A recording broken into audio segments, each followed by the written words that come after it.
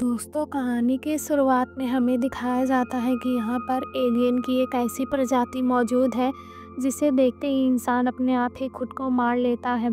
इसलिए यहाँ आप सभी लोग आंख पर पट्टी बांध कर रखते हैं। वही लोग अंधे हो चुके हैं। यहाँ हमें सबकी बेटी ना दिखाए जाते हैं। ये दोनों स्केटिंग हॉल में थे। दोनों एक दूसरे के काफ़ी समय बाद क्वालिटी टाइम बिता रहे थे। यहाँ जाते हैं और इस पेंगुइन को पीटना शुरू कर देते हैं और इनका खाना छीन कर ले जाते हैं। इन लोगों ने भी एलियन के खौफ से अपनी आंखें फोड़ ली थी। गुंडों के चले जाने के बाद सर्वेश्वर अपनी बेटी को लेकर यहाँ से चला जाता है और रास्ते में एक फैमिली दिखाई देती है। इन सबकी आंखें बंद थी, इसलिए स्वेटविन इनसे ऐसे कहता है कि मैं पहले चेक कर लूँ कि ये लोग अच्छे हैं या बुरे। स्वेटविन इन लोगों से खाना मांगता है और अपने साथ ले जाने के लिए कहता है, जिस पर एक आदमी इस पर विश्वास करने से मना कर देता है। लेकिन अब स्वेटविन कहता है कि मैं जनरेटर का इंजीनियर हूँ, तो ये लोग राजी हो जाते हैं क्योंकि हर किसी को ठंड से बचने के लिए अपने कमरों में गर्मी की ज़रूरत थी और इसमें सिर्फ जनरेटर ही इनकी मदद कर सकता है। ये सब मिलकर एक खुफिया जगह जाते हैं। असल में ये एक बस का कारखाना था।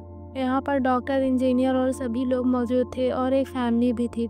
स्वेचिन पर गुंडों ने हमला किया था, इस वजह से उसकी आंखें बहुत ज़्यादा कमी थी।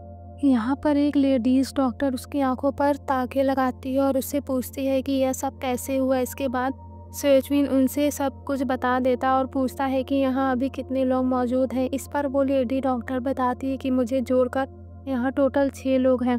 अब रात के वक्त में ये सब एक साथ खाना खाने के लिए बैठते हैं और यहाँ वो शख्स भी होता है जिसने अपनी आंखें फोड़ी थी।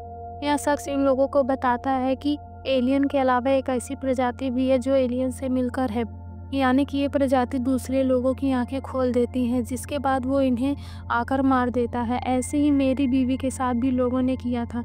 इन्होंने मेरी बीवी की आंखें खोल दी, जिसके बाद वो मारी गई और जब ये लोग मेरी तरफ आ पड़े तो मैंने खुद ही अपनी आंखें फोड़ ली। रात में जब सब सो जाते हैं तो स्वेचिन उनसे एक ऐसी उस बात की चाबी उठाकर उसे स्टार्ट करने लगता है, लेकिन इससे डॉक्टर देख लेती है और उससे कहती है कि अगर हम बाहर गए तो वो एलियन हमें भी मार देंगे। लेकिन स्वेचिन इसकी बात नहीं सुनता और बस स्टार्ट करके एक बड़े से दरवाजे में मार देता है और यहाँ से बाहर आ जाता है। कंट्रोल को देने की वजह से इस बस का एक्सीडेंट हो जाता है और कुछ लोग बस में ही मारे जाते हैं और जो लोग बस में जिंदा थे वो स्वेचिन के साथ लड़ना शुरू कर देते हैं। इसी बीच स्वेचिन को महसूस होता है कि एलियन उनकी तरफ आ रहे हैं, क्योंकि जब भी एलियन आते हैं तो ग्रेविटेशनल फोर्स कम हो जाती है और पत्थर कंकड़ सब हवा में उड़ने लगते हैं। इनको देखकर यहाँ पर एक शख्स कांच के टुकड़े से अपना गला काट देता है। वही डॉक्टर भी बस के टायर में अपना मुंह देकर अपने गले की हड्डियाँ तोड़ लेता और मर जाती है। और जो तीसरा आदमी था वो भी बस से निकले पेट्रोल की तरफ लाइटर फेंक कर जल कर मर जाता है। ये सब स्वेचिन के देख कर होता है और उसे अपनी बेटी दिखाई देती है जो कि सिर्फ इसके ख्यालों में थी। स्वेचिन का मानना था कि अगर वो इन सबको मारेगा तो भगवान उसे खुश हो जाएंगे और उसकी बीवी और बेटी को वापस भेज देंगे। इसके बाद सीन शिफ्ट होता है आज से ठीक 9 महीने पहले। यहाँ पर हमें पता चलता है कि स्वेचिन एक इंजीनियर है और वो चाहता है कि इस धरती पर एयर टर्बाइन्स ज़्यादा से ज़्यादा हों और अगर 10,000 और पवन चक्कियाँ लग जाएंगी तो धरती बड़ी समस्याओं और बिजली से जाएगी। इसी बीच स्वेचिन के पास ऑफिस से फ़ोन आता है और उससे बताया जाता है कि 2 पवन चक्कियों में बहुत से मजदूरों ने अपनी जान दे दी है। इसी वजह से 2 पवन चक्कियों को बंद भी कर दिया गया है। ये खबर सुनते ही स्वेचिन तुरंत ऑफिस जाता है। हालांकि किसी को भी समझ में नहीं आता क्योंकि इन सब लोगों ने एक साथ अपनी जान दे दी। इसके बाद स्वेचिन ऑफिस पहुंचकर टेलीविज़न ऑन करता है तो देखता है कि शहर में तबाही मची हुई है और हर कोई अपने आप को मार रहा है। किसी का भाई मारा गया है तो किसी की माँ। इसी दौरान स्वेचिन की वाइफ का कॉल आता है और वो स्वेचिन ने ऐसे कहती है कि अभी तक हमारी बेटी ना स्कूल से घर वापस आई है। कहती है कि तुम उसे लेकर जल्दी से आओ।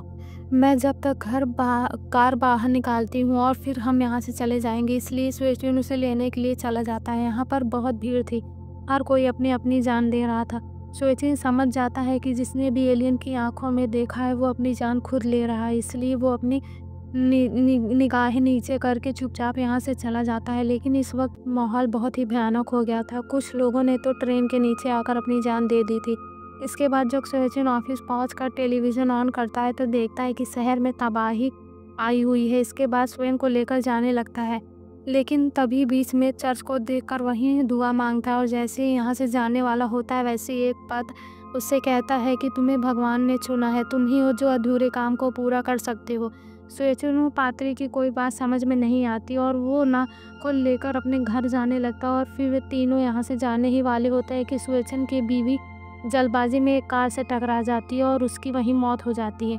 उसकी शिफ्ट होता है तो प्रेजेंट टाइम में यहाँ स्वेचिन दूसरी फैमिली को मारने का प्लान बनाता है, जो कि सिर्फ स्वेचिन का बहन थी। वो लड़की को मारने के लिए कहती है। जब स्वेचिन उनके पास जाता है तो वहाँ दो लोग 2 कुत्तों के साथ आ जाते हैं और स्वेचिन उनको शोरगुंडा समझ के या स्वेचिन फिर से अपने आप को इंजीनियर बताकर उनसे कुछ खाने को मांगता हो। ऐसे ही स्वेचिन सबको गुमराह करता है। यहाँ पर जो लड़की थी कलर टेवी और रफ़ा ऐसे कहते हैं कि हमें इसकी मदद करनी है क्योंकि ये जानता है कि जनरेटर कहाँ है और यही हमें बचा सकता है।